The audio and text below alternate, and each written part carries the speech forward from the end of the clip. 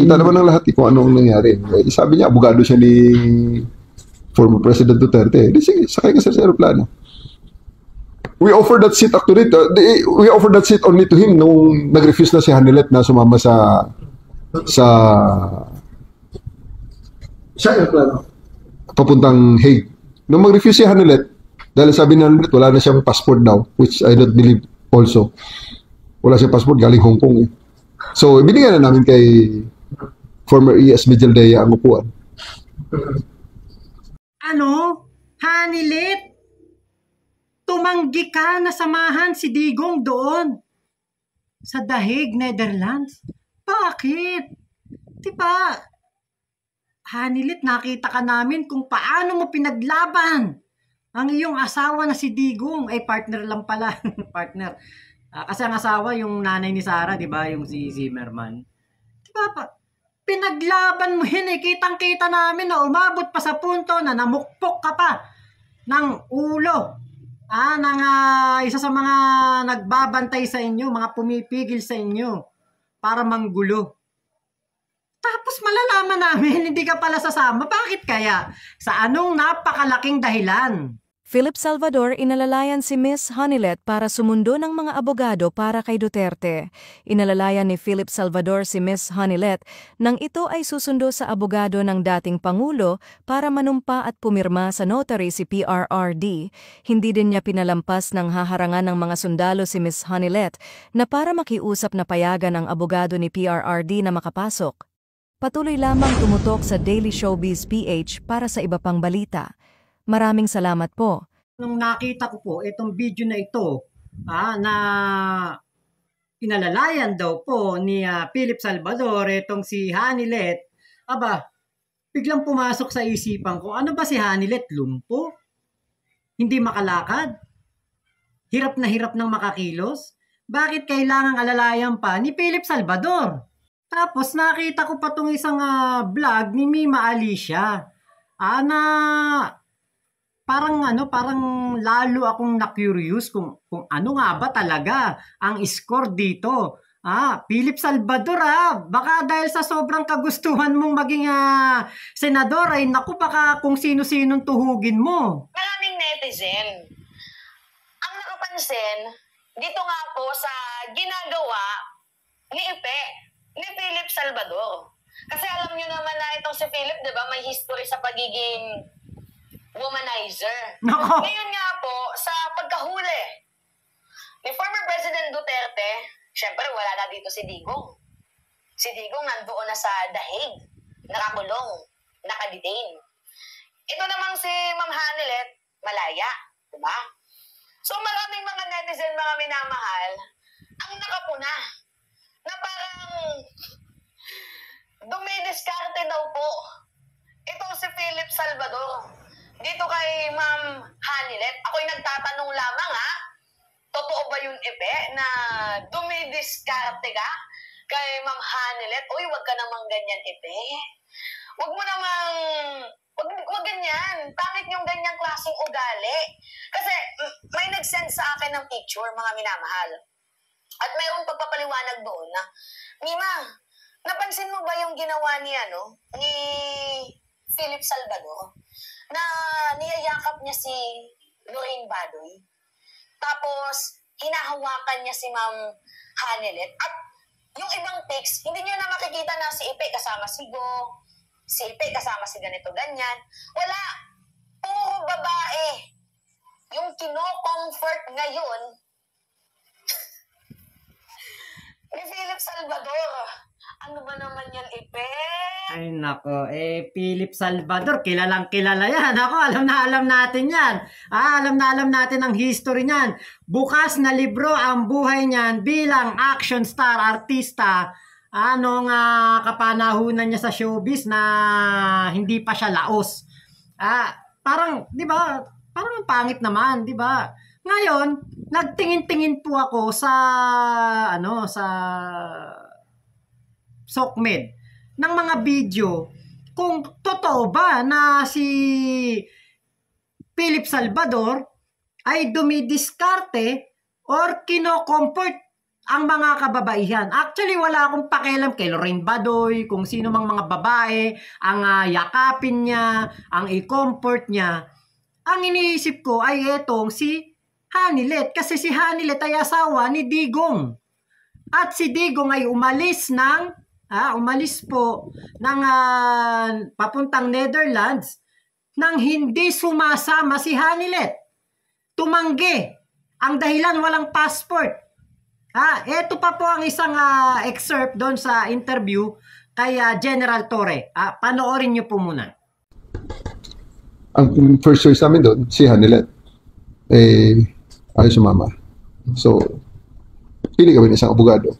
Ang nag-volunteer nga si E.S. Medialdea. Kaya nga, na-delay pa yun. Okay. Kasi nga, nagpalit pa ng manifest. Nagpalit ng manifest dahil ang nakasulat sa manifest si Hanilet hindi ayaw lumipad ng eroplano, ayaw lumipad ng mga piloto kung hindi tama ang manifest. Kasi nga, lisensya naman nila ang nakataya doon. Unauthorized passenger yun pag nagkataon. Ang gulo. Mga isang oras uli na delay yun. Kasi sir, Diba? Ang tagal na antala ang paglipad ni Digong papunta sa Dahig dahil po kailangang baguhin ang manifesto ng travel nung eroplano dahil hindi naman po talaga pwedeng lumipad na ang nakapangalan doon ay Hanilet Abansenya tapos ang sasakay ay si Salvador Medialdea, di ba? Hindi pwede 'yon. Syempre, ang mga piloto po ay mawawala ng lisensya dahil po diyan. So ngayon, para sabi ko, narinig niyo naman doon sa sinabi ni General Torre, ayaw sumama. Kasi sa nakita kong aksyon ni Hanilet noong nandoon sa Villamor Air Base, grabe ang kanyang kagustuhan na maprotektahan si Digong. Parang ayaw niya ngang mahiwalay. Kaya nga umabot sa punto na namukpok siya ng cellphone kasi inilalayo na sila ni Kitty kay Digong para si Digong ay maisakay na sa eroplano. Mga around 9 o'clock na yon ng gabi. Simula alas 9:20 ng umaga, lumapag sila sa NAIA hanggang alas 9 ng gabi. Doon pa lang naisakay si Digong sa eroplano.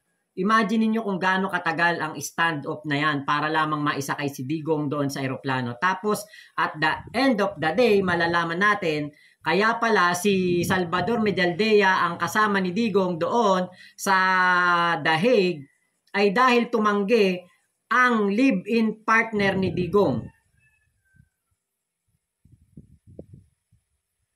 Kapag tataka lang kasi syempre 'di ba sa mga ganitong sitwasyon, ang unang-unang sasagi sa isipan ng mga kakilala mo o ng mga tao na malapit sa iyo o kahit na nga yung mga nagmamarites lang, ang iisipin ng mga tao ay si Hanilet ang sasama dyan kasi yan ang asawa.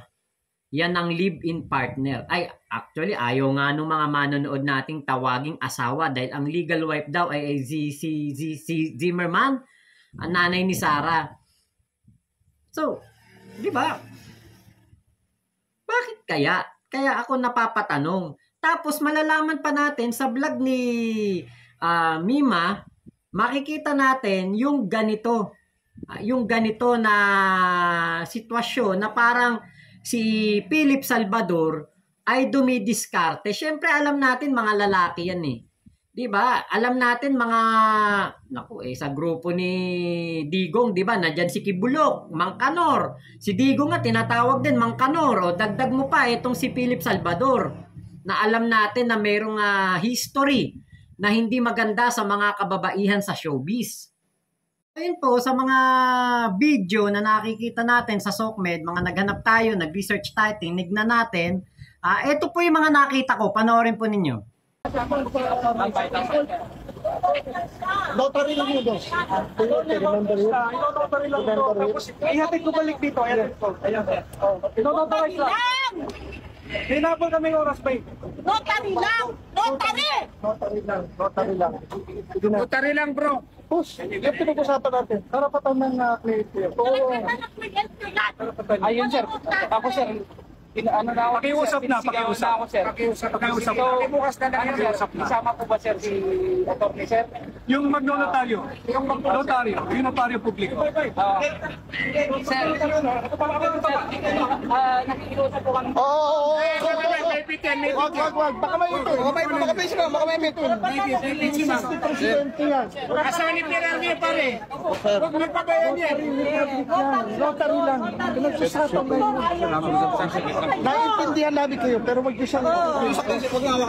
Hindi mo inawakan, sir. Pakibukas na lang. Notary na lang. Bro, pagbigyan mo na notaryo lang yun naman.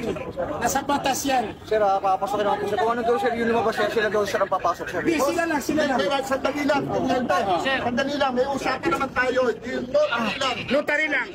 Yun lang. Usapan naman tayo, yung notary lang. Notary lang ang papasok. Sige. Usapan tayo. Ano po muna? Abogado lang naman, pakiclear lang po. Okay. Naiintindihan namin trabaho na yung pakiclear lang yung abogado lang. Yes, sir. Pinarating ko po, sir. Karapatan ng bawat Pilipino magkaroon ng abogado. Alam niyo yan. Pinarating ko po, sir. Pinarating ko, unfortunately, sir, yun pang instruction sa atin, sir. Yan namin po, sir. Anak ko, kapatid mo nanay mo, ganitohin. Payag kayo? Ha? Payag pa kayo? Abuso na! Ginagaw kayo! Notary lang naman ito kasi eh. Yes, sir. Payag kayo? Hinihingi na po namin ang mga request yun, sir. Kami, sir, wala kami intention na yung extract, sir. Paalam na lang po. Opo, sir. Pinalam ko na po, sir. Karapatan. Payag kayo? Ha? Payag pa kayo? Abuso na! Ginagaw kayo! Notary lang naman ito kasi eh. Yes, sir. Payag kayo? Hinihingi na po namin ang mga request yun, sir. Kami, sir, wala kami intention na yung extract, sir. Paalam na lang po. Opo, sir. Pinalam ko na po, sir. Karapatan ng bawat Pilipino. Pinaalam ko na po, sir. Notary lang, boss. Pakiusap. Pakiusap lang. Pinyente. Pinagsasapan natin. Ano na? Notary lang. Wala lang. Pilipino tayo. One love, one mission. Ano ba yan? Notary lang. Notary lang yan. Sila ang papasok. Abogado lang ang papasok. Abogado. Notary. Notary lang. Sige, papasukin na lang yan, sir. Notary lang. Notary. 3 o'clock na, Pinyente. Hanggang 5 o'clock ng Supreme Court. Abogado lang. May nahabol lang Pinyente. 5 o'clock lang ang Supreme Court. Ang sibo lang ang Supreme Court. Nandun po tayo Pare. boss. Nandito si sir. Huwag na.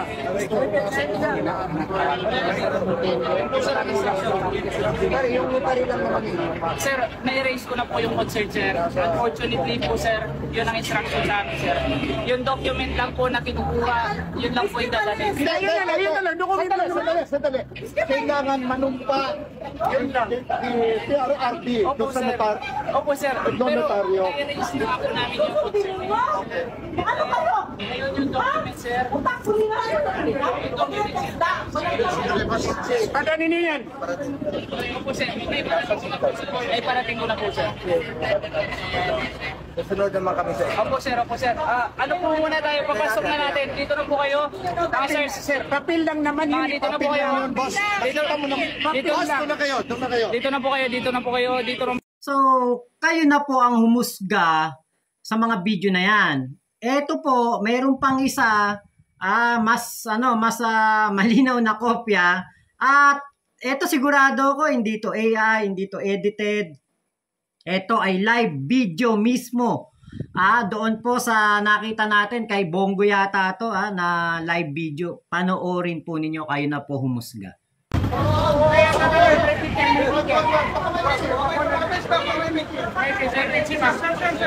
Sir, Asawa ni Pirami, pare. Nakikiusap. Huwag niya pa ba yan yan? Si attorney, sir. Yes, sir. Hindi ko inawado. Pakibukas na lang. Notary na lang. Anak ko, kapatid mo nanay mo, ganitohin. Payag kayo? Ha? Payag pa kayo? Abuso na! Ginagaw kayo!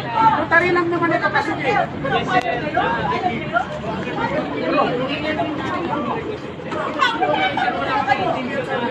Wala kami intention na yung extract.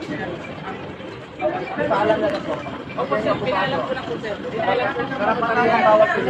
Pinaalam ko na po sir. Sandali lang, boss. Pakiusap. Pakiusap lang. Tingente. Sinasabi natin. Ano lang, Notary lang. Wala nang ibang papasok. Pilipino tayo. One love, one mission. Ano ba yan? Notary lang. Notary lang yan. Sila ang papasok. Abogado lang ang papasok. Abogado. Notary. Notary lang. Sige, papasokin na lang yan, sir. Notary lang. Notary. 3 o'clock na, Teniente. Hanggang 5 o'clock lang Supreme Court.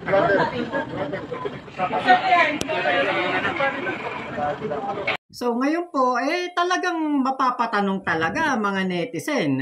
Kahit nga ako, napaisip ako, Hanilet, hindi sumama kay Digong. Tapos makikita natin, merong mga video dito na makikita natin, niyayakap, inaalalayan ni Philip Salvador, etong si Hanilet, na asawa ni Digong na hindi sumama doon sa The Hague, Netherlands. Diba? Alam nyo ang ano dito, ang dapat na iniiwasan dito ni Philip Salvador ay lumapit sa mga kababaihan. Alam ko si Lorraine Badoy ay may asawa din. Tapos, kahit na ano pang sitwasyon, di ba? Ba't mo yayakapin yung babae na hindi mo naman kaano-ano? Kahit na sabihin mong best friend mo pa yan. Di ba? Hindi po normal sa atin yung ganyan eh. Tapos dito, kalibin ng dating presidente, makikita natin na mayroong video. Noong una nga, litrato lang yung nakita ko eh. Hindi ko nga alam na mayroon palang yakap video si Philip Salvador dito kay Hanilet. Nung magbablog na lang ako, nung gusto kong i-topic yung topic ni Mima Alicia, dun ko lang nakita na habang tinitignan ko yung mga video, habang nire-replay ko, meron pala talaga. Totoo pala yung nasa vlog ni Mima na merong yakap video at alalay video. So, kailangan mag-ingat. Kailangan mag-ingat ng mga kababaihan. Dito kaya Philip Salvador, hindi ko sinasabing siya may gagawing masama, di ba? Pero, ang atin pong kumbaga pagkakakilala dito kay Philip Salvador hindi maganda ang kanyang record pagdating sa pagiging chick boy. At isa pa baka dahil po sa pangarap na maging politikong ganap. Ngayon kasi politiko pa lang siya, hindi pa siya politiko Nagpo-politiko-politikuhan pa lang. At actually trapong-trapo na nga ang kanyang mga galaw kahit hindi pa siya politikong ganap. Di ba? Baka mamaya para sa kanyang pangarap na maging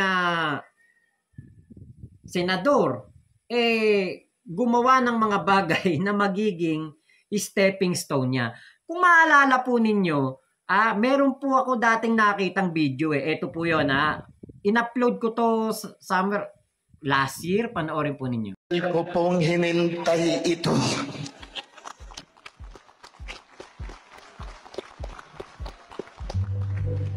Kung yung sinasabi nyo,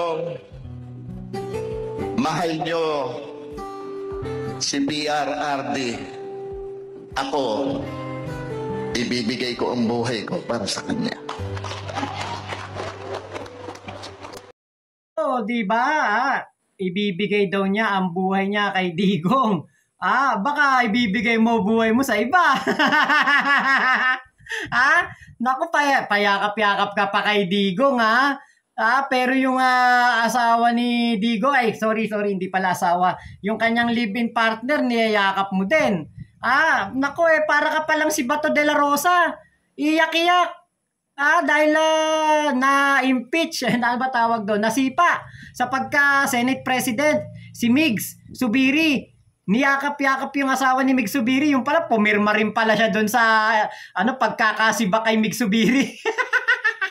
Ako, mag-iingat po tayo sa mga ahas na nandyan sa tabi-tabi, sa gilid-gilid. Kasi po, nako, baka mamaya ay meron pong mga dumadamba dyan sa inyong mga partner. Nako, bantay-bantay po kayo kasi hindi po may iwasan na merong mga kalalakihan na nanamantala Yung kala mo kino-comfort ka, yung pala umi-style na, dumidiskarte na. Kaya, nako, tama yung tanong ni Mima Alicia. Dumidiskarte nga kaya itong si Philip Salvador kay Hanilet. At bakit nga hindi sumama si Hanilet kay Digong, di ba? Kasi kung ako po ay isang DDS, kunwari ako'y pro Duterte, mas gugustuhin ko pa na si Hanilet ang kasama ni Digong doon sa ICC at hindi si Medialdea. Diba? May problema na kayo kung paano kayo magpapadala ng abogado doon sa ICC. Basta ako hindi ako papayag na hindi yung asawa ko ang kasama ko, 'di ba? Kaya po, nako.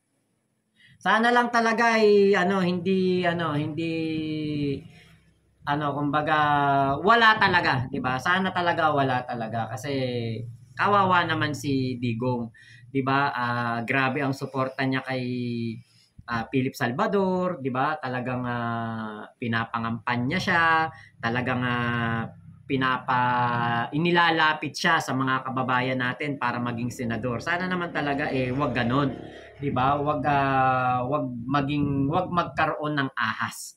So, yun lamang po, maraming salamat sa pagsama nyo dito sa ating vlog na ito. Kung ano man po ang inyong opinion sa aking video na ito, welcome po kayo na mag-comment dyan sa ating comment section. So, maraming salamat po sa pagsama nyo dito sa vlog ko na ito. Momo chup chup, love you. God bless us all, Pilipinas. God first.